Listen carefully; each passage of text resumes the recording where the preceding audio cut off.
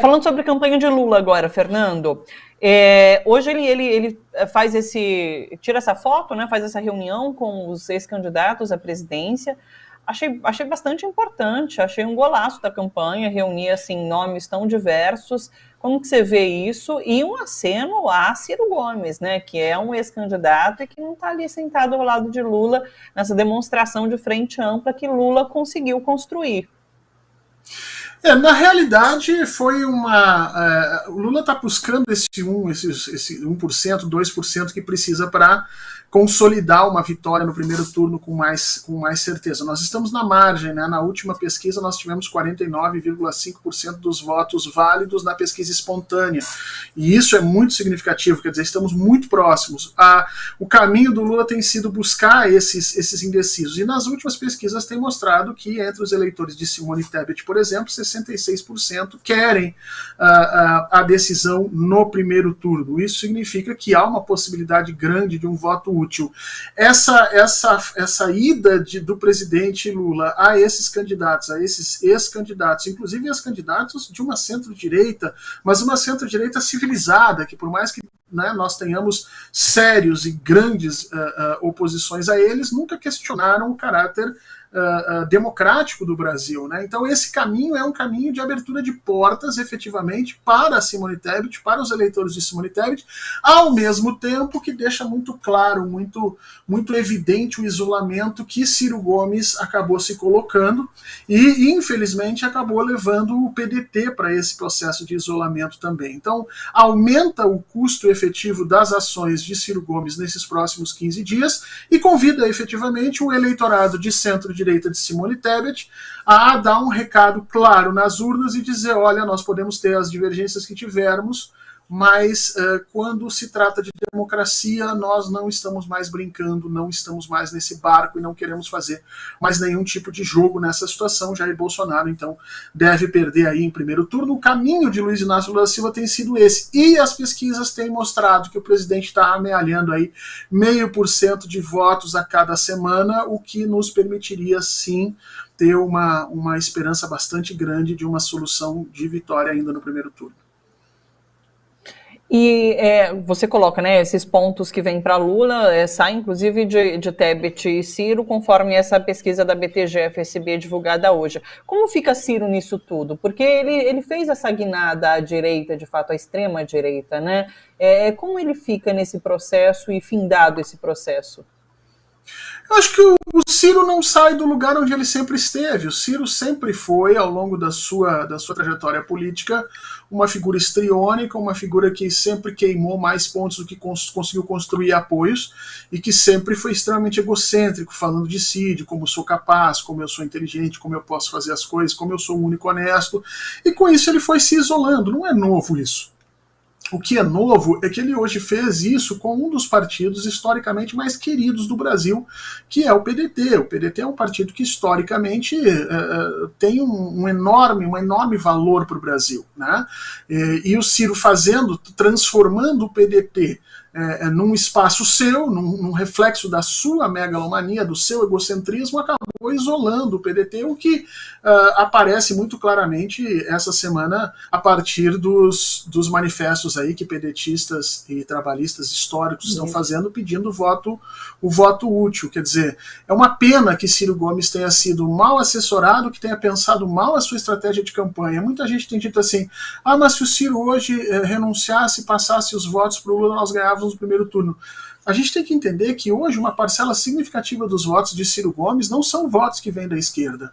Ciro Gomes se aproximou demais e perigosamente essa direita mais radical, tendo inclusive hoje acusações de que existem grupos neonazistas dentro do próprio PDT, né? Então nós temos que verificar desse Ciro que vai, vamos dizer assim, derretendo quanto mais próximo a eleição vai chegando por conta efetivamente do voto útil, desse Ciro que sobra, quanto por cento efetivamente ali teria de votos para Luiz Inácio Lula da Silva e quantos por cento teria de votos ali para Jair Bolsonaro. Eu tendo a imaginar que a partir dessa semana Ciro já se torna uma figura um pouco mais desimportante, especialmente se essa migração de votos silenciosa continuar acontecendo, que as pesquisas vêm captando um movimento mais ou menos nesse sentido. Eu acho que a bola nesse momento está com Simone Tebet.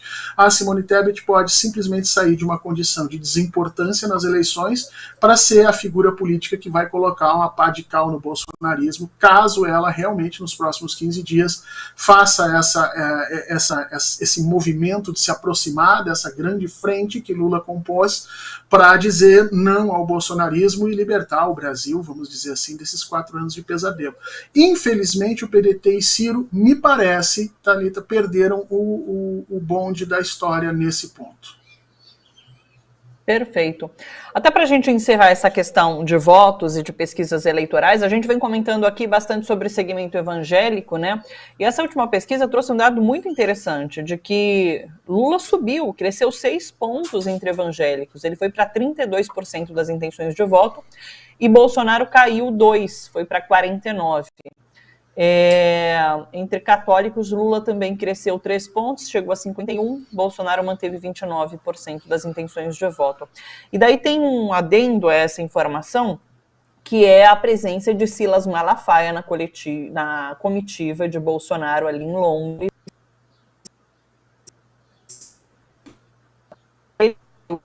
Mas vocês continuam me ouvindo? Acho que sim. Sim, deu uma quedinha, mas já voltou. Pronto.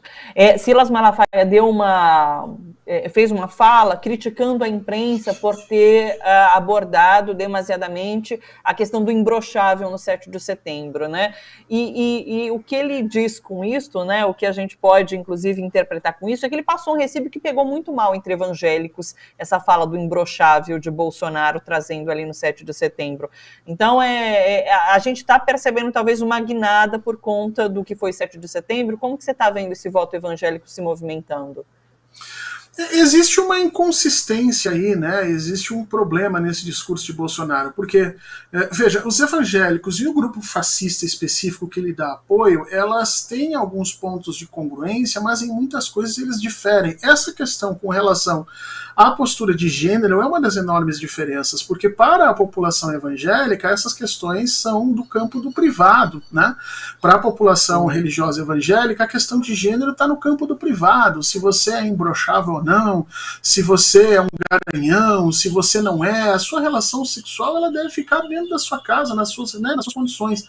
No público essas coisas não devem vir à tona, mas para os fascistas, especificamente esse grupo que apoia Jair Bolsonaro, essa questão da masculinidade tóxica, agressiva, é uma característica essencial do discurso fascista.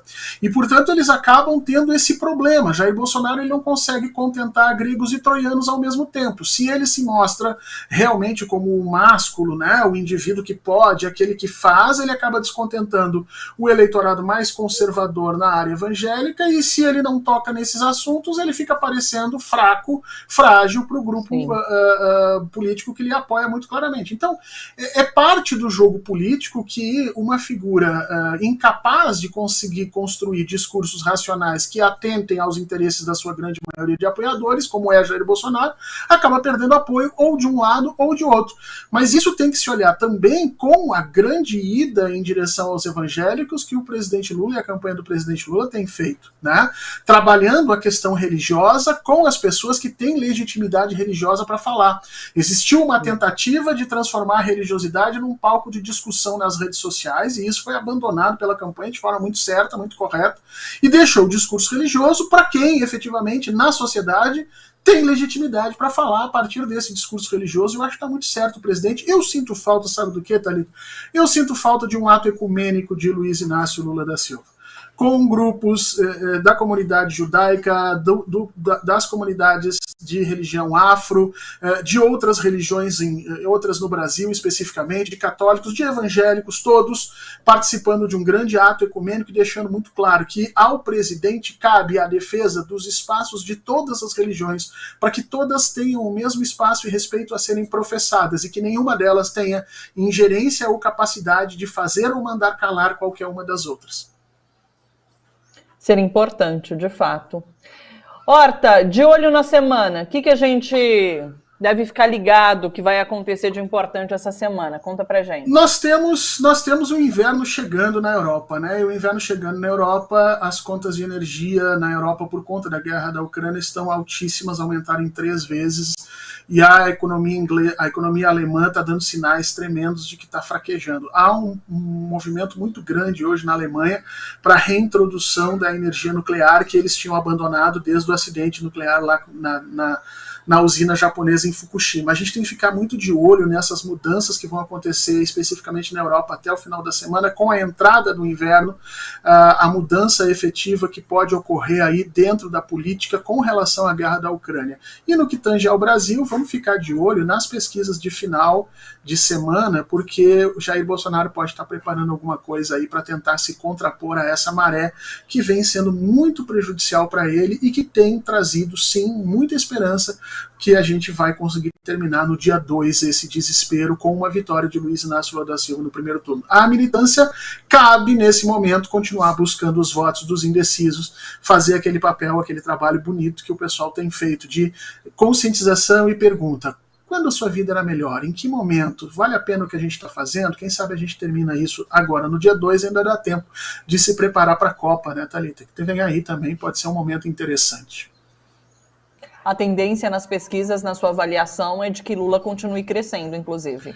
Isso, nós temos aí um crescimento de 0,5 ponto percentual, mais ou menos, em todas as últimas pesquisas ele vem trazendo esse crescimento. A gente pode ver isso mais claramente nas pesquisas espontâneas, e isso seria suficiente para que ele vencesse no primeiro turno. Além de que nós temos aquele fenômeno da maioria silenciosa, né? Como nós estamos num aumento muito violento no Brasil, as pessoas estão com medo, especificamente no campo da esquerda, no campo progressista, estão com medo de dizer a sua posição política, de vestir os seus símbolos, de fazer as suas campanhas e algumas vezes até de responder pesquisas eleitorais. Então pode ter aí um 2% que não esteja sendo captado pelas pesquisas que sejam favoráveis a Luiz Inácio Lula da Silva e que permita a gente ter ali 51%, 52% de votos. E aí, Thalita, aí nós vamos exatamente para um final de ano maravilhoso, como nós estávamos há muito tempo precisando no Brasil. A Quest tem mostrado essa questão do voto envergonhado, né, de como esse ano o voto envergonhado tem sido em Lula, e muitas vezes a gente já chamou atenção aqui também para o voto amedrontado, sobre muitas pessoas estarem com medo de anunciar seu voto, de fato responderem até mesmo as pesquisas, e esse voto amedrontado pode surgir ali no dia das eleições.